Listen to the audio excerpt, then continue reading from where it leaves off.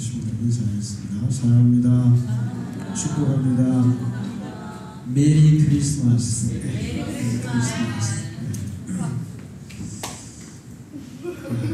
지금부터 한 2300년 전에 그리스의 히에로디시아라는 왕이 있었습니다. 왕이 금을 제공하는 업자에게 황금을 주면서 왕관을 만들어 바치라고 했어요. 제공업자가 왕관을 만들어서 왕에게 바쳤는데 왕이 아무리 봐도 뭔가 금이 부족한 것 같은 거예요. 그래서 이게 내가 준 금 그걸 가지고 왕관을 만들었나? 이 제공업자가 깨물었나? 의심이 들었어요. 그런데 그 당시에는 그 왕관이 100% 금으로 만들었는지 다르게 섞였는지 알 방법이 없는 거예요. 이 시대에 아주 역사적으로 유명한 학자가 있었어요. 아르키메데스라고. 여러분 많이 들어봤을 거예요. 아르키메데스의 원리, 지렛대의 원리, 또 원주율의 공식을 처음으로 구한 사람. 수학자고 천문학자고 발명가고 아주 유명한 역사적으로 유명한 학자가 아르키메데스였어요. 그래서 왕이 아르키메데스를 부릅니다. 이 내 왕관이 100% 황금인지 불순물이 섞이는지 알 수가 없으니까 이 왕관을 훼손하지 말고 이게 정말 내가 준 금으로 다 만들었는지 네가 확인을 해라. 근데 그 당시에는 그 왕관을 이렇게 분해해가지고 부숴보기 전에는 이게 100%인지 아니냐 방법이 없어요. 그래서 아르키메데스가 엄청 고민에 빠졌습니다. 야, 이거 어떻게 찾아낸지. 그런데 이제 그걸 고민하면서 하루는 목욕탕에 가서 목욕탕에 딱 들어갔어요. 목욕탕에 들어갔다 앉는데 목욕탕 물이 넘치는 거예요. 그 순간에 유레카 그러면서 뻘떡 일어났습니다. 그리고는 옷도 안 입고 막 길거리로 막 쫓아가면서 알가bur을 쫓아가면서 유레카 이렇게 소리를 쳤어요. 근데 그 당시에 사회적인 분위기가 사람들이 건강을 위해서 알몸으로 거리를 걸어가는 경우들이 좀 있어요. 내가 알몸으로 걸어가는 게 그렇게 창피하거나 문제가 되는 건 아니었는데 어쨌든 아르키메데스는 찾았다, 알았다. 이 왕관이 진짜 황금인지 아닌지 알았다. 그래서 막 쫓아갔어요. 그리고 이제 왕에게 가서 얘기를 했습니다. 왕이시여, 제가 그것을 알았습니다. 찾았습니다. 100% 금인지 아닌지 밝혀드리겠습니다. 그리고는 이제 물통에다가 물을 넣고 그 속에 그 왕관 무게와 같은 금을 넣고 또 왕관을 넣어봤더니 금을 넣었을 때 물이 조금 더 넘치는 거예요. 물건의 비중, 그 무게를 가지고 이게 진짜인지 가짜인지를 가려냈습니다. 그렇게 해서 가려내니까 왕이 세공업자를 벌을 줬어요. 그리고 아르키메데스는 상을 받았겠죠. 자, 이때 아르키메데스가 한 얘기가 유레카예요. 찾았다, 발견했다, 알았다, 이런 뜻입니다. 사람들은 놀라운 사실을 알았을 때, 깨달았을 때, 또 다른 사람이 찾지 못하는 것들을 찾았을 때, 야, 찾았다, 유레카, 막 이렇게 소리를 쳐요. 우리나라 사람들은 이 아르키메데스처럼 그렇게 소리를 치는 경우가 있어요. 언제일까요? 신마리들이 산에서 뭘 발견했을 때? 산성을 발견했을 때 뭐라고 외치죠? 신받다! 신받다! 바로 그게 유레카 같은 거예요. 산삼 엄청나게 비싸잖아요. 그것도 막 100년, 200년 된 산삼 값을 매길 수가 없죠. 그랬을 때 찾아 찾았다, 유레카, 이렇게 이제 신받다 얘기하는 거예요. 그러면 또 이제 어떤 경우에 또 그런 소리, 그 다른 얘기지만 그런 소리를 치는 경우가 있을까요? 우리나라 사람들이 요즘 아주 특별한 일이 막 생기면 이 얘기를 많이 해요. 뭐예요? 대박이죠, 대박. 로또가 당첨될 때 뭔가 특별한 일이 일어나면 대박이다, 이런 얘기를 해요. 같은 맥락의 얘기 드려요. 성경에 보면 예수님이 마태복음 13장에 밭의 감추인 보배를 찾은 사람 비유를 얘기하고 있어요. 어떤 사람이 밭에서 일을 하다가 보물을 발견한 거예요. 엄청난 보물을 발견한 거예요. 이때 이 사람은 뭐라고 했을까요? 뭐라고 했을 것 같아요? 대박이다, 유레카, 이렇게 했을 건데 말도 안 했을 거예요. 속으로만 했을 거예요. 말하면 어떻게 될까요? 다른 사람이 들키잖아요. 그래서 속으로만 우와, 찾았다, 대박이다. 그리고는 집에 가서 어떻게 했어요? 자기 재산 다 팔아서 그 밭을 샀어요. 밭을 사면 보물도 자기께 되니까. 이 보물을 얻기만 하면 자기가 팔았던 재산의 수십 배, 수백 배, 수천 배의 이익을 얻고, 잃어버리면 자기가 투자한 재산보다 훨씬 더 많은 것을 얻을 수가 있기 때문에 기꺼이 자기 자산을 다 팔아서 그 보물 있는 밭을 샀다고 얘기해요. 예수님이 그 비유를 하면서 천국이 이와 같은 것이다. 천국은 밭에 감춘 보물과 같아서 이것을 찾게 되면 자기의 모든 것을 다 투자했으라도 이 보물을 얻으려고 하는 것이다. 천국을 발견한 사람은 유레카라고, 찾았다고 그렇게 소리칠 수밖에 없다, 그렇게 말씀하고 있어요. 바로 이와 비슷한 사건이 오늘 성경 말씀에 나옵니다. 이스라엘 백성들은 아브라함 때부터 메시아를 기다렸어요. 메시아, 구세주, 이스라엘 백성들을 적들의 그 다른 나라의 압제로부터 건져줄 그런 왕, 자기들을 모든 고통에서 건져줄 왕, 이스라엘이 정말 평화로운 나라가 되고 강성한 나라가 되어서 전 세계를 지배할 수 있는 그런 왕, 그런 메시아를 고대하고 있었어요. 아브라함부터 고대했으니까 예수님 때까지 하면 적어도 한 2500년 이상 메시아를 기다리고 있었어요. 그런데 평안할 때는 괜찮았지만 이스라엘은 역사에 우리나라와 비슷하게 엄청나게 많은 외적의 침공을 받았고 외적의 지배도 받게 됐어요. 우리나라 역사도 보면 얼마나 많은 침공을 받았는지 몰라요. 고조선 때도 침공을 받고, 그 다음에 이만조선 때도 침공을 받고, 그리고 고구려 때는 수나라 백만대군의 침공을 받고, 그 다음에 고려 때는 거란의 침공을 받고, 또 고려의 후반기에는 몽골의 침공을 받아서 몽골의 지배를 받기도 했어요. 그 조선시대에는 일본의 침공을 받아서 7년 동안 임진왜란을 겪었고, 그 이후에는 또 36년 동안 일본의 지배를 받기까지 했어요. 우리나라 역사는 정말 힘들고 고달픈 역사였어요. 근데 저는 우리나라 역사를 볼 때마다 하나님은 살아계신다. 하나님은 역사의 주관자가 되신다. 하나님은 이 대한민국을 지금까지 지켜주시고 보호해 주셨다. 할렐루야. 분명히 알 수 있어요. 여러분 역사를 자세히 보면 알 수 있어요.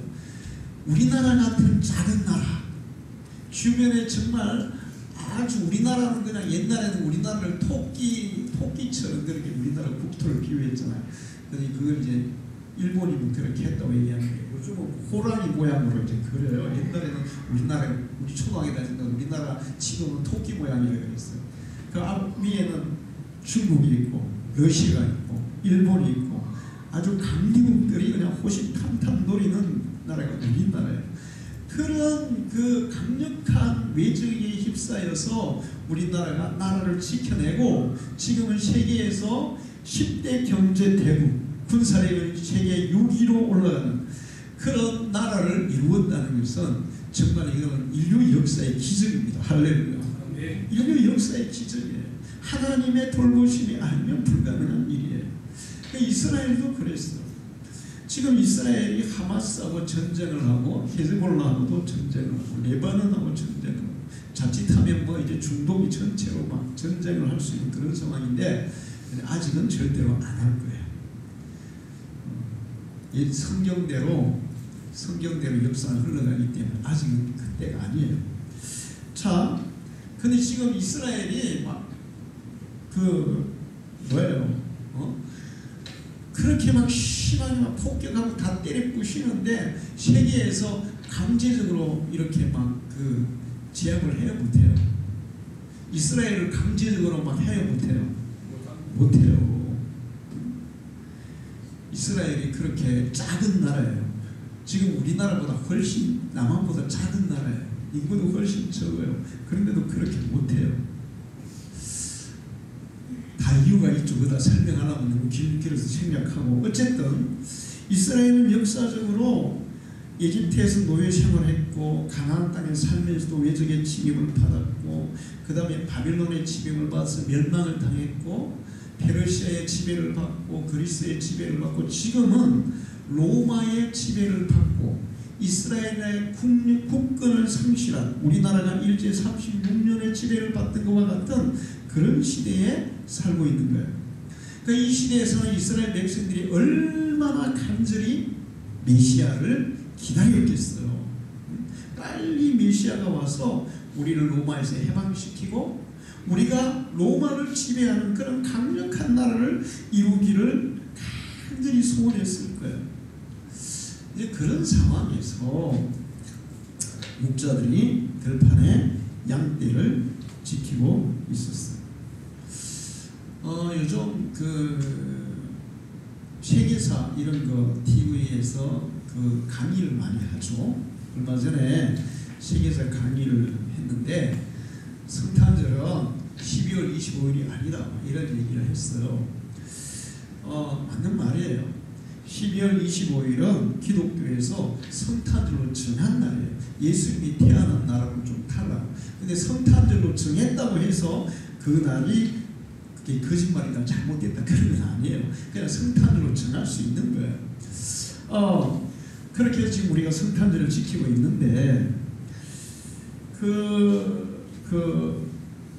예수님이 태어날 때 이스라엘은 정말 힘들고 어려운 그런 상황에 있었습니다. 롬의 지배를 받을 뿐만 아니라 이스라엘의 왕은 이스라엘 사람이 아니고 에돔 사람 헤롯 왕이었어요. 그런 가운데에서 목자들이 들판에서 양을 지키고 있을 때 양을 지키고 있을 그때 예수님이 태어났잖아요. 그럼 예수님은 겨울에 태어났겠어요? 봄에 태어났겠어요? 봄에 태어났죠. 왜 그런가 하면 마구간이 비어 있었잖아요. 마구간이 겨울에는 마구간에 양들이 있겠어요? 없겠어요? 있죠. 그러니까 지금 이제 양들이 다 들판에 가서 이스라엘은 봄이 되면 다 양들을 들판으로 보내가지고 들판에서 양을 키워요. 이렇게 이동하면서 그렇게 들판에서 양을 키우던 목자들이 저녁에 밤에 같이 모여서 모닥불을 피워놓고 서로 막 얘기했을 거예요. 도대체 우리가 언제까지 로마의 지배를 받아야 되냐? 언제까지 이런 고통을 받아야 되냐? 하나님은 메시아를 보내서 우리를 해방시키고 우리나라를 강한 나라로 만들어 주신다 그랬는데 언제까지 기다려야 되냐? 이런 얘기들 했을 거예요. 보통 남자들이 모이면 무슨 얘기를 많이 합니까? 군대 얘기? 또 무슨 얘기 많이 해요?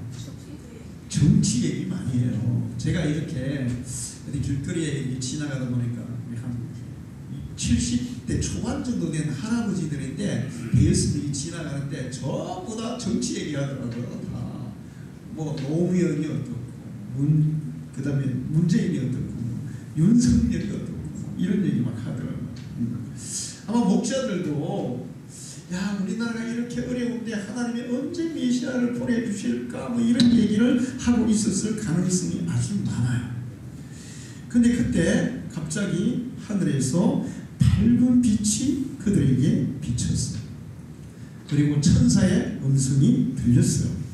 누가복음 2장 10절에 11절에 천사가 이르되 무서워하지 말라. 보라 내가 온 백성이 미칠 큰 기쁨의 좋은 소식을 너에게 전하노라. 오늘 다윗의 동네에 너희를 위하여 구주가 나셨으니 곧 그리스도 주시니라. 너희들이 고대하고 기다리던 그 메시아가 오늘 베들레헴에 태어나셨다. 할렐루야. 자, 너희가 그렇게 바라고 바라던 메시아가 드디어 오셨다. 가서 이 강보에 쌓여서 누워있는 아기를 보아라. 강보에 쌓여서 마구간에 누워있는 아기를 보아라. 이게 바로 하나님이 보내신 메시아라는 증거다. 할렐루야. 그냥 집안에 왕궁에 태어난 게 아니고 마구간에 말들이 또 저기 뭐야 양들이 먹는 그 구유에 강구에 싸가지고 누워있는 아기가 바로 메시아라는 증거다. 가서 확인해 보아라. 그렇게 얘기를 하고 14절에 지극히 높은 곳에서는 하나님께 영광이요 땅에서는 하나님이 기뻐하시는 사람들 중에 평화로다. 그러면서 천군 천사 많은 천사들이 찬양을 불렀어요. 그것을 보고 목자들이 이제 베들레헴으로 막 쫓아갑니다. 그리고 마구간에 가서 태어난 아기를 보았어요. 그리고 놀라워하면서 와 정말이네, 야 진짜네, 와 찾았네, 와 보았네, 메시아가 오셨네. 할렐루야. 네. 아마 이때 그들도 유레카 이렇게 소리를 쳤을 거예요. 사람들은 우리 인생의 놀라운 변화, 놀라운 일들을 경험할 때 이런 소리를 쳐요. 유레카, 신받다, 대박이다, 이런 소리를 치죠. 흥부놀부 얘기해서 흥부가 박을 탈 때 박에서 막 보물이 쏟아져 나올 때 흥부는 뭐라 했을까요? 대박이다. 아마 그때부터 대박이라는 말이 시작됐을 거예요. 대박. 그때부터 시작됐을 거예요. 자, 우리 인생에 이렇게 큰 변화와 엄청난 유익과 놀라운 일이 일어나면 사람들은 그런 소리를 쳐요. 그런데 로또에 당첨된 것보다, 그리고 밭에 감추인 보화를 찾은 것보다, 아르키메데스가 이 왕관의 진품인지 가짜인지를 구별하는 그 방법을 찾은 것보다 그 놀라운 일, 놀라운 기적, 놀라운 일은 바로 예수 그리스도예요. 할렐루야. 예수님을 만날 때 우리에게는 로또가 당첨된 것보다 더 대박, 산삼을 발견한 것보다 더 놀라운, 보화를 발견한 것보다 더 큰 엄청난 역사가 우리에게 일어나는 줄로 믿습니다. 예수님을 만난 사람들의 인생에는 엄청난 변화가 일어나요. 로또 100억짜리가 당첨되었어도 그것으로도 절대로 할 수 없는, 이룰 수 없는 그런 기적이 우리에게 일어나요. 38년 된 병자가 일어나서 즉시 걸어갔어요. 할렐루야. 100억으로 그게 가능해요? 1000억으로 가능해요? 10조로도 안 돼요. 왜 그러냐면 이건희 받죠. 누워있다가 죽었잖아요. 만약에 돈으로 그게 가능했으면 이건희가 돈이 얼마나 많았어요? 몇십조잖아요. 그걸로도 안 되는 거예요. 근데 예수 그리스도를 만나면 그 절대로 돈으로 몇백, 몇 조를 들여도 안 되는 그 일이 일어난다고요. 할렐루야. 소경이 눈을 떴고 불치병자들이 치료가 됐고 귀신에 잡혔던 자들이 귀신이 떠나가고 죽었던 사람도 살아나는 기적이 일어났어요. 할렐루야.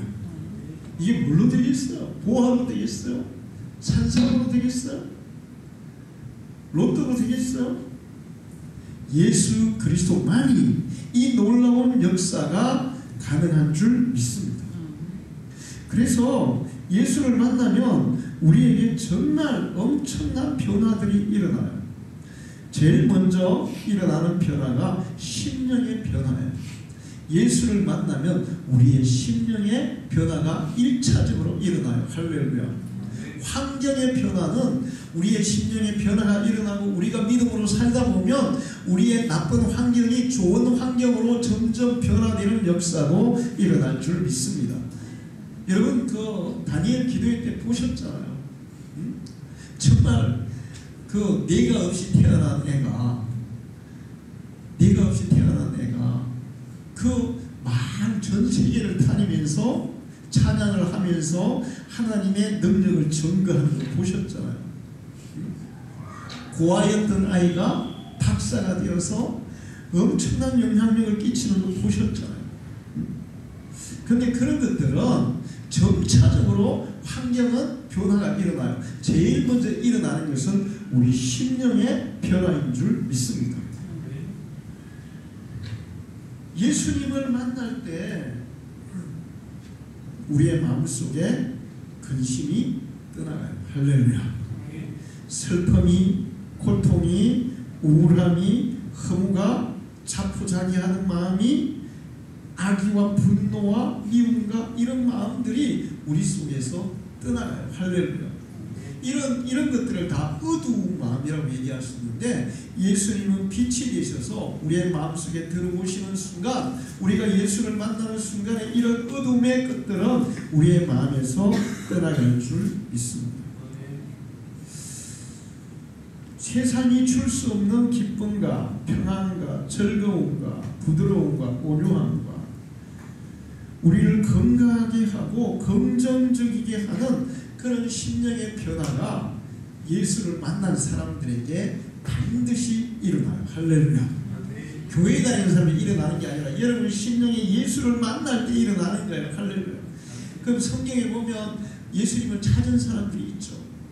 그런데 그 찾은 사람들 중에 예수님 앞에 갔던 사람들 중에도 예수를 만난 사람이 있고 가서 그냥 구경만 하고 떠나간 사람이 있어요. 구경만 하고 떠나간 사람은 아무 일도 안 일어났지만 예수를 만났던 사람들에게는 이런 기적이 일어난 줄 믿습니다. 우리가 창립 기념교회에 많은 사람이 왔어요. 구경을 했죠. 와, 예수 믿으면 참 좋은 일이긴 하네.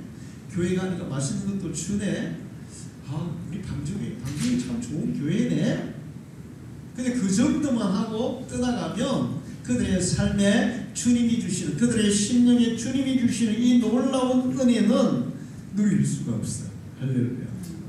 여러분 구경꾼이 되면 안 되고 여러분이 예수를 만나고 체험하는 사람이 되기를 축원합니다. 예수를 만날 때 이런 마음의 변화가 일어나면서 또 뭐가 일어나냐? 삶의 목표가 분명해져요. 할렐루야. 삶의 목표. 지금 우리나라 청년들에게 제일 큰 문제점은 목표가 없다는 거예요. 목표가. 비전이 없다는 거예요.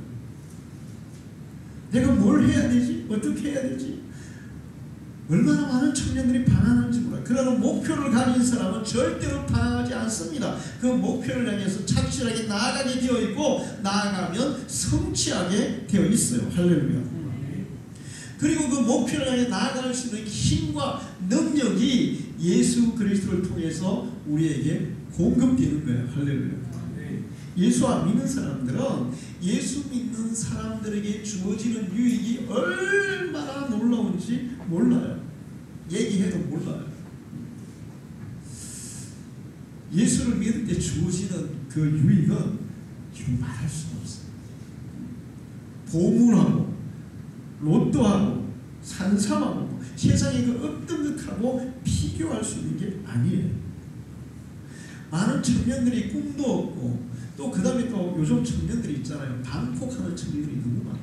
부모들이 너무 교회에 다니는 직분을 가진 사람들의 자녀들 중에도 방구석에서 안 나오는, 지난번에 간증에 그런 거 들었죠. 미국의 어떤 그 사모님 얘기 들었죠. 장로님 아들이 방구석에서 안 나온다고. 우리 이 지방의 목사님 아들도 5년 동안 방구석에 안 나오는 아들이 있어요. 얼마나 고민인지 아들 하나밖에 없는데 그냥 방구석에 맨날 있는 거야. 얼마나 고민이 되겠어. 목표도 없고 그리고 그것을 실천할 의지도 없고 용기도 없고 실천할 능력도 없고, 근데 예수 그리스도가 우리와 함께 하실 때, 우리 속에 임하실 때 목표도 생기고 능력도 생기고 힘도 생기고 그 모든 것들을 극복할 수 있는 그런 능력이 생기는 줄로 믿습니다. 할렐루야. 예수님을 만나고 변화된 사람들을 보면 천지백해벽 같은 그런 변화가 일어나는 것을 볼 수 있어요.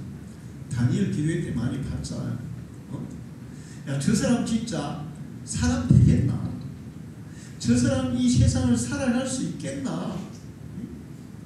도움을 받아도 살아가기가 어려울 거다. 이런 사람이 예수를 만났더니, 예수의 능력을 경험했더니 건강한 사람보다, 부유한 사람보다, 공부 많이 하는 사람보다 더 능력 있게, 더 영향력 있게 살아가는 것을 보았어요. 할렐루야.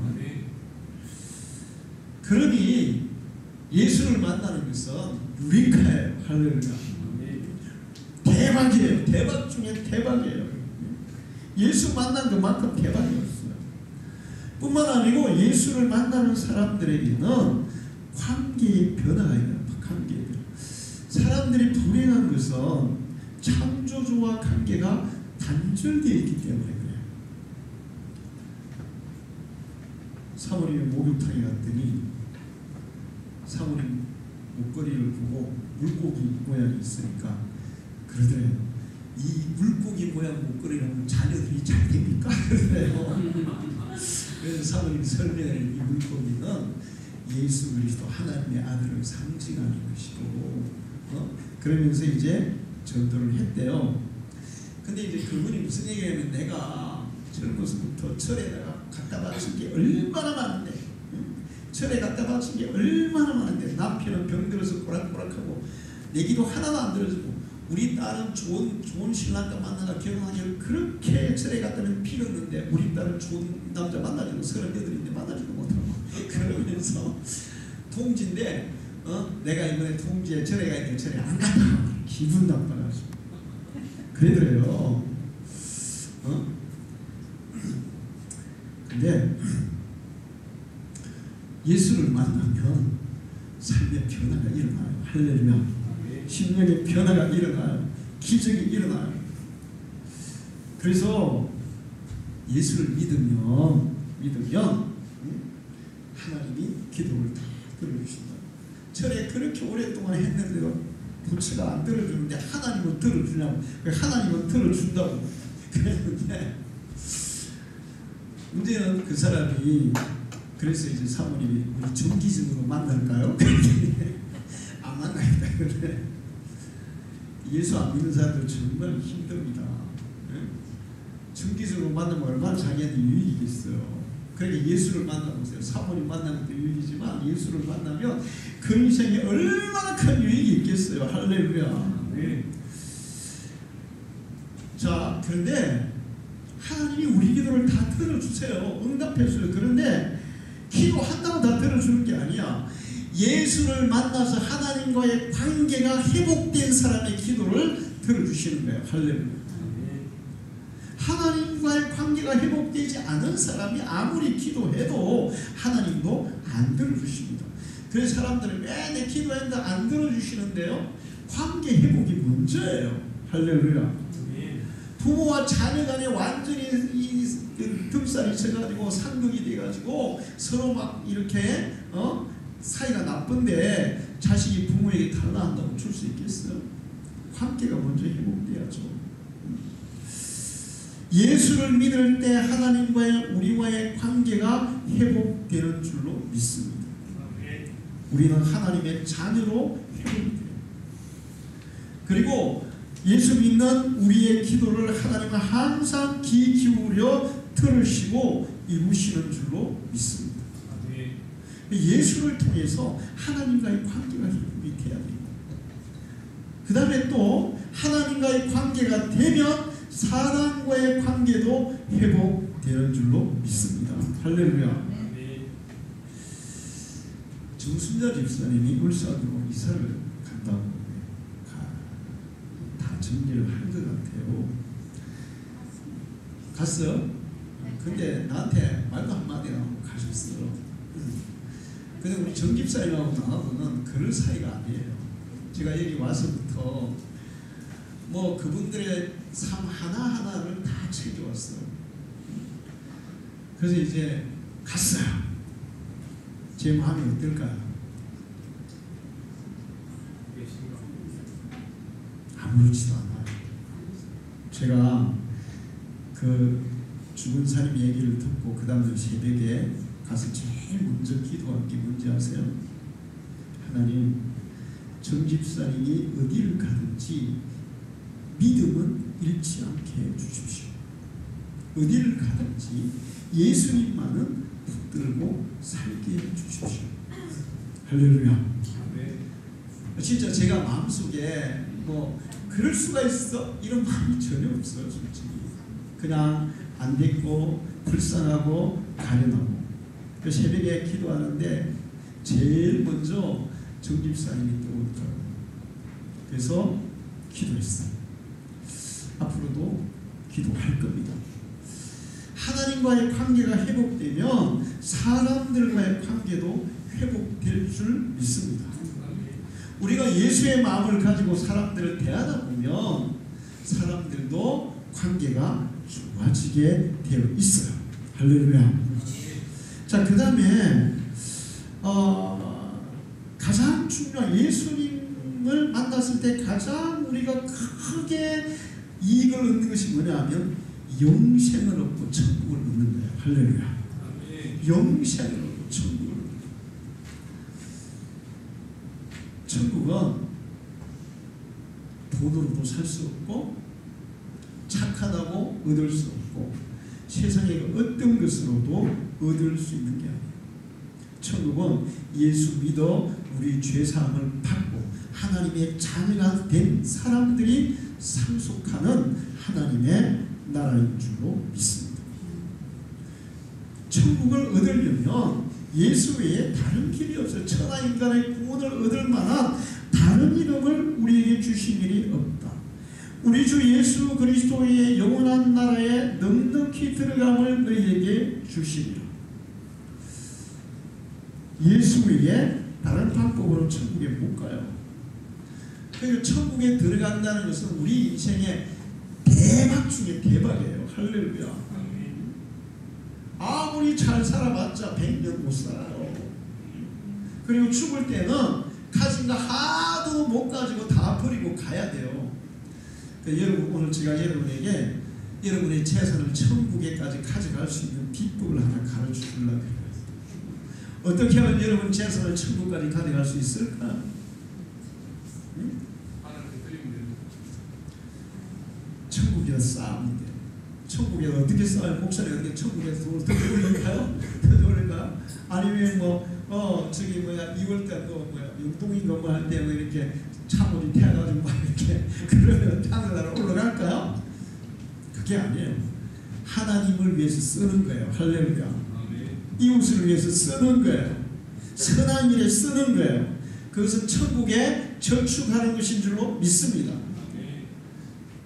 그런데 그렇게 천국에 저축을 하면 천국에 가서도 다 여러분의 것이 되겠지만 이 땅에서 사는 동안에도 하나님이 여러분에게 천국에서만이 아니라 이 땅에서도 더 주실 줄로 믿습니다.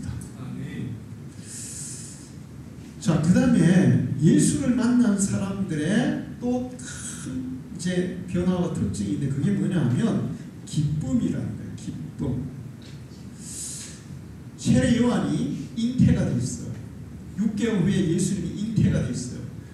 마리아가 천사들의 계시를 받고 세례 요한의 어머니를 찾아갑니다. 6개월 먼저 잉태됐고 아마 마리아가 찾아갔을 때 예수님도 뭐 한 2달 잉태하고 됐을 거 아니에요. 뱃속에서 뭘 알겠어요. 뱃속에서 뭘 알겠어요. 애가. 그런데 누가복음 1장 44절을 보라.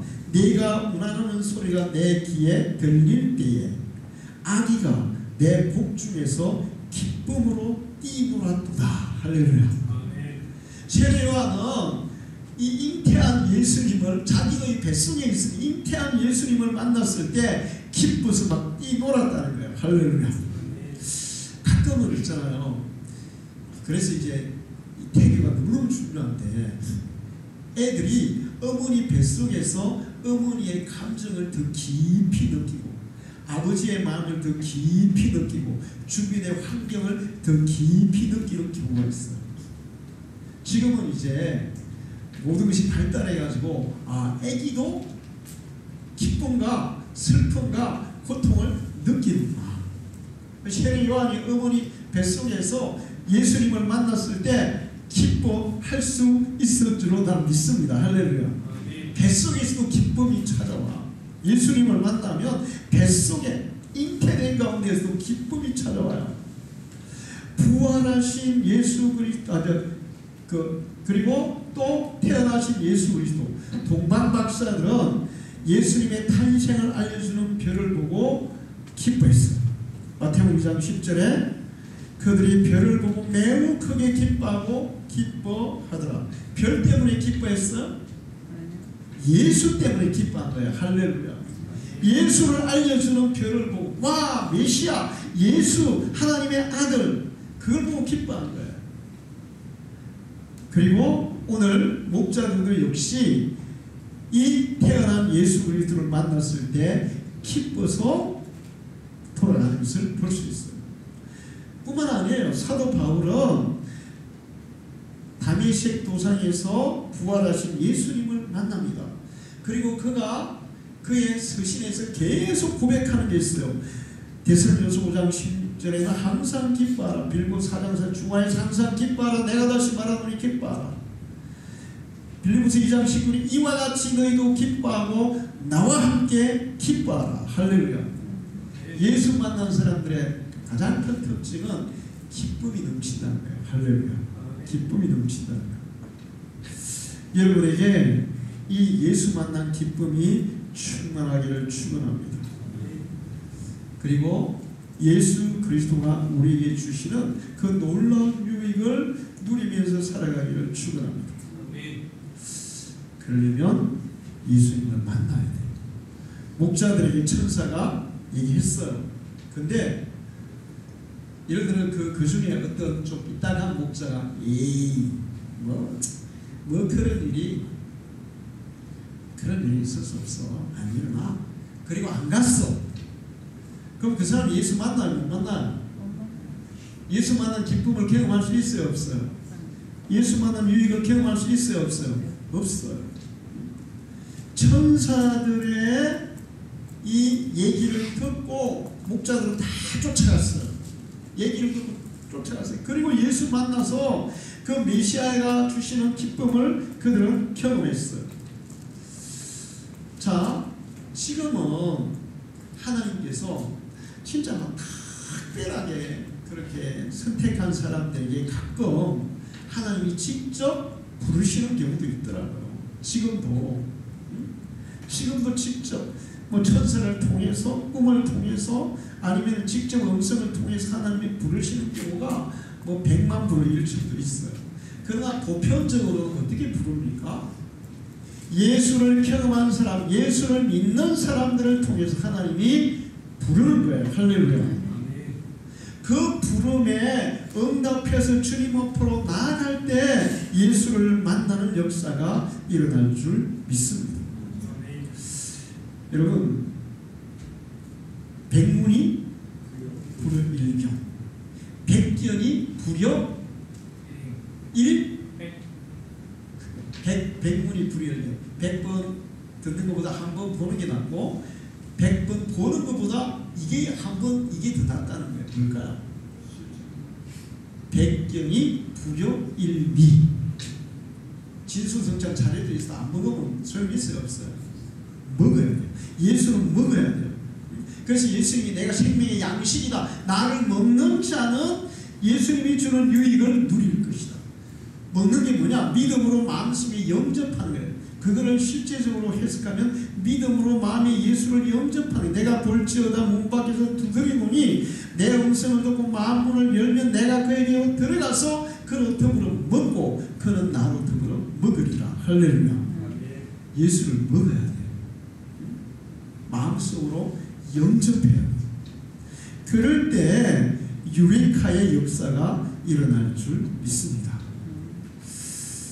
가끔 가다가 예수 믿는 사람들에게 그 불치의 병들이 많이 고쳐진다거나 아니면 비혈병이 고쳐진다거나 불치의 병들이 고쳐지는 경우들이 있어요. 근데 예수님이 그렇게 얘기했어요. 네 믿음대로 되리라. 네 믿음대로 되리라. 그럼 성경에 보면 예수님이 직접 소녀야 일어나라, 나사로야 나와라. 또 어떤 사람은 안수 기도를 해서 고치는 경우도 있잖아요. 근데 어떤 사람은 예수님 가만히 있어. 그 지가 와서 해가지고 다 고침받아. 혈루병 걸린 여인 예수님 뭐 했어요? 안 했어요? 아무것도 안 했어요. 그럼 뭐 때문에 고침받는 그 여자? 자기 믿음 때문에. 믿음 때문에. 제가 한번 그런 얘기했죠. 우리 몸속에, 우리 몸에 뭘 유익하게 하는 많은 물질들, 세로토닌, 도파민, 엔돌핀, 근데 그보다 더 1000배 이상 강력한 물질이 있다고 해서 뭘까요? 디아돌핀. 디아돌핀은 언제 분비가 되냐? 종교적인 그런 유레카, 아르키메데스가 발견한 것과 같은 그런 그 놀라운 발견, 종교적인 깨달음, 종교적인 그런 발견, 이게 우리 속에 딱 오는 순간에 디아돌핀이 확 분비가 된다는 거예요. 할렐루야.